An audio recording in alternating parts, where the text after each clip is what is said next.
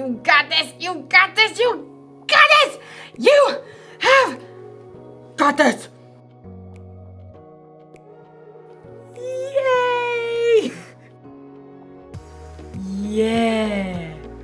Now we're focused. Hey everyone, it's Erica. You might be wondering what I'm doing talking to myself in the mirror. Hey, what's up? How you doing? Well, I decided I needed a little encouragement because it's been sort of a hard week. You see, a few days ago, my aunt was stuck at home with a broken leg. So I took some soup to her house, but then her dog peed on my shoe. And then I slipped and spilled the soup all over the place.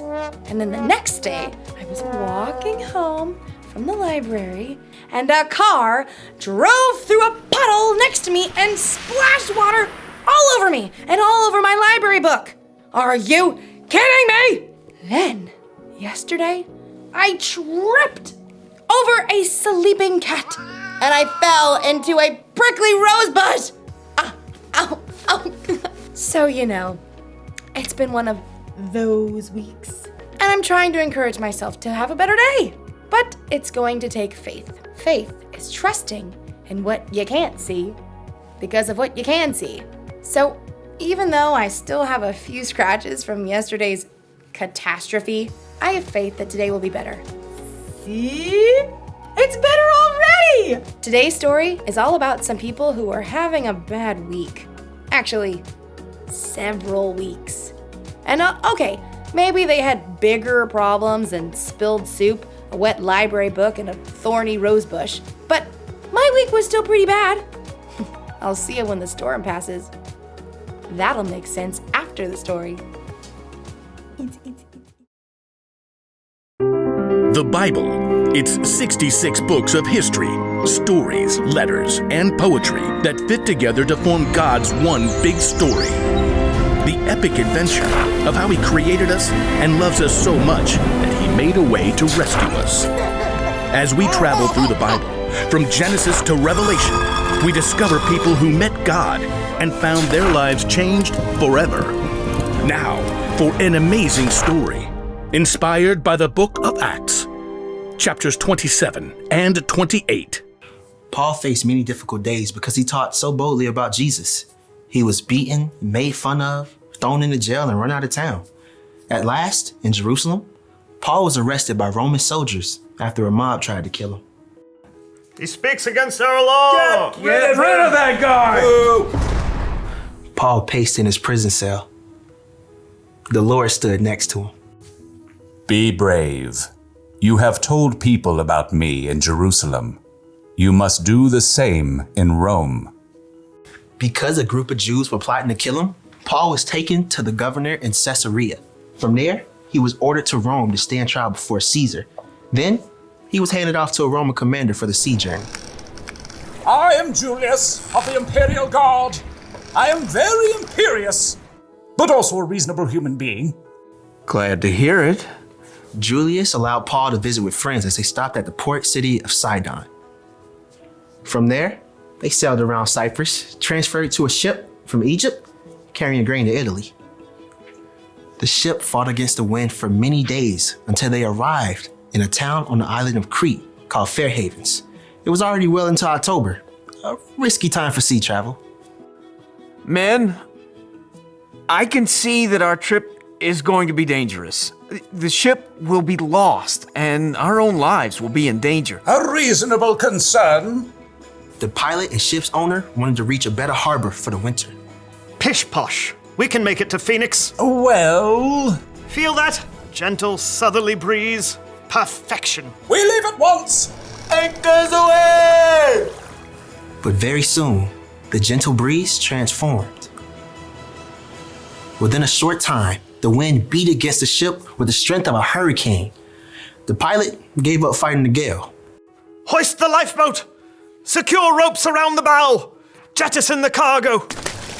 In the midst of the chaos, the Lord sent an angel to Paul. The next morning, Paul withstood the storm to encourage the crew and passengers. 276 people. First, not to say I told you so, but I told you so. Second, not a problem. Last night, an angel from God told me, do not be afraid, Paul. You must go on trial in front of Caesar. God has shown his grace by sparing the lives of all those sailing with you.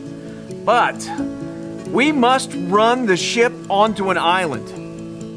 On the 14th night of the storm, the sailors realized they were nearing land. The water's only 90 feet deep here. Drop the anchor! The crew was so afraid of crashing against the rocks that they lowered the lifeboats, planning to escape and leave the passengers.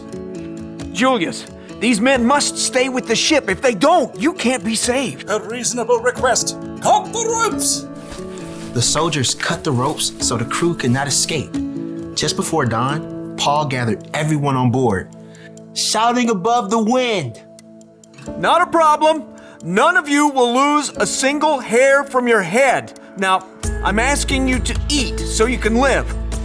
Paul took bread and thanked God. He then broke the bread and ate it. Everyone was filled with hope while they had some food to eat as the gray morning dawned. There's the beach! Lift the anchors and we'll run her aground! But as the pilot steered desperately for shore, the ship hit a sandbar and began to break into pieces. The soldiers were planning to kill Paul and the other prisoners to keep them from swimming to freedom. Stop! Don't hurt them! Paul must live! Everyone overboard! Swim to land or grab a piece of the wreckage! Miraculously, everyone made it to shore, just as God had promised. Welcome to Malta. The people of Malta were unusually kind as they built a fire to welcome this large group of wet and stranded visitors. I'll fetch some more firewood. Paul tossed sticks into the fire. Then, a deadly snake slithered out and sunk his teeth into Paul's hand. This man must be a murderer. The gods won't let him live. Not a problem. Totally fine. Paul simply shook the snake into the fire. When the people saw he was unharmed, they decided he was a god. Publius, a chief official, welcomed Paul and the others into his home. Take whatever you need. Paul discovered that Publius' father was very sick, so he prayed. Jesus, please, heal this man. Publius' father was made well. All the sick people on the island flocked to see Paul, and they too were healed. Paul had so much respect on Malta that when it was time to leave, the people of Malta gave him all the supplies they needed. Bon voyage! At long last, Paul neared Rome. The believers had heard he was on his way and traveled to meet him. Welcome to Rome! I thank God for you all. In Rome, Paul was allowed to live in his own home, under guard. For 2 years, he welcomed anyone who came to see him. He told Jews and Gentiles alike the good news of Jesus, just as God promised he would.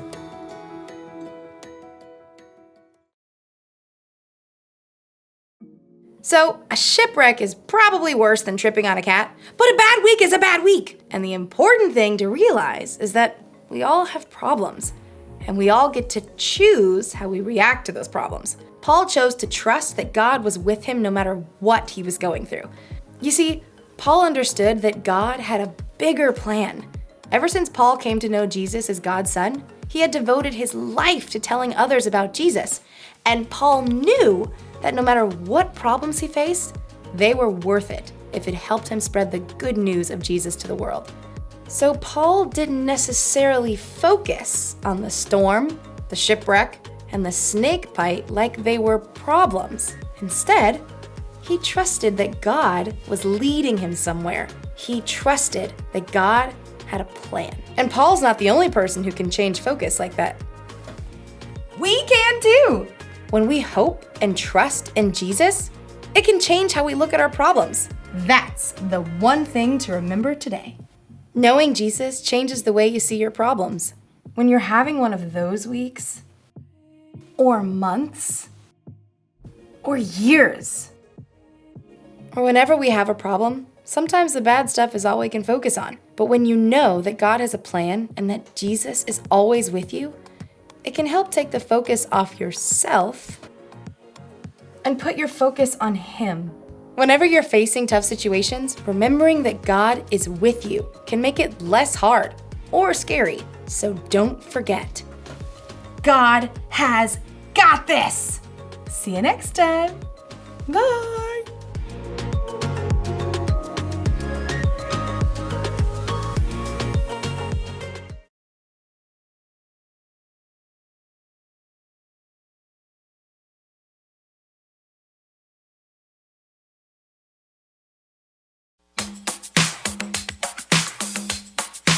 I've got joy down in my soul. I'm gonna let this feeling take control.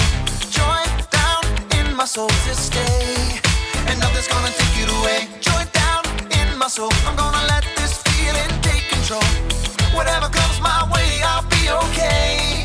'Cause I've got joy. Oh, I've got joy. Come sunshine or rain, when things don't go my way, still my joy can stay. 'Cause you give me blessings every day. I've got joy down in my soul. I'm gonna let this feeling take control. Joy down in my soul to stay, and nothing's gonna take it away. Joy down in my soul. I'm gonna let this feeling take control. Whatever comes my way, I'll be okay. 'Cause I've got joy. Oh, I've got joy. You fill my heart with hope. You're everywhere I go. So even if I'm feeling low, I still got this one thing, this I know. I've got joy down in my soul. I'm gonna let this feeling take control. Joy down in my soul to stay, and nothing's gonna take it away. Joy down in my soul. I'm gonna let this feeling take control. Whatever comes my way, I'll be okay. 'Cause I've got joy. Oh, I've got joy. Every new sunrise gonna fix my eyes on the one who never fails. I'm gonna make some noise 'cause you give me joy, and it's never ever going away. Every new sunrise gonna fix my eyes on the one who never fails. I'm gonna make some noise 'cause you